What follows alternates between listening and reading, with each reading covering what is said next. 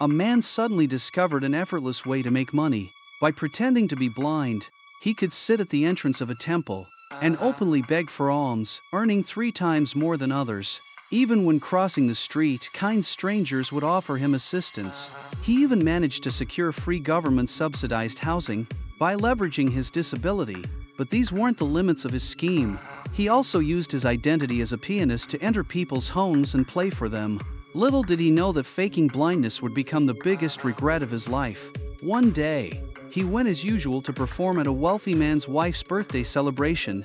However, when the door opened, the woman seemed reluctant to let him in, claiming he might have gotten the time wrong.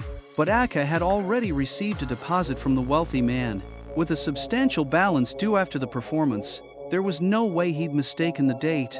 As they argued, their voices drew the attention of a neighbor, an elderly woman.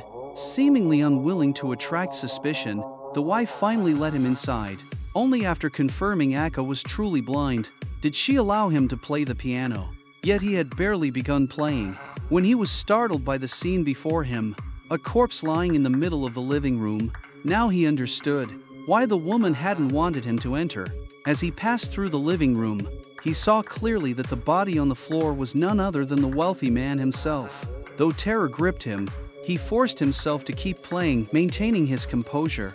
Meanwhile, the wife pretended to call the wealthy man, claiming he'd be home soon.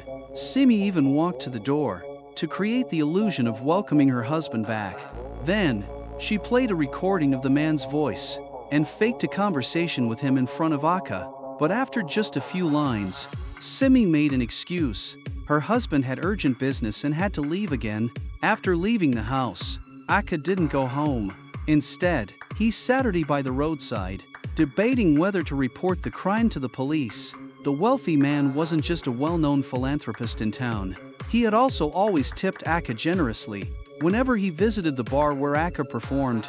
Who would have thought that the man who'd been laughing and chatting with him just yesterday would now be murdered by his own wife? Perhaps fate intervened to guide him. A passing remark from a lottery vendor nearby finally made up his mind.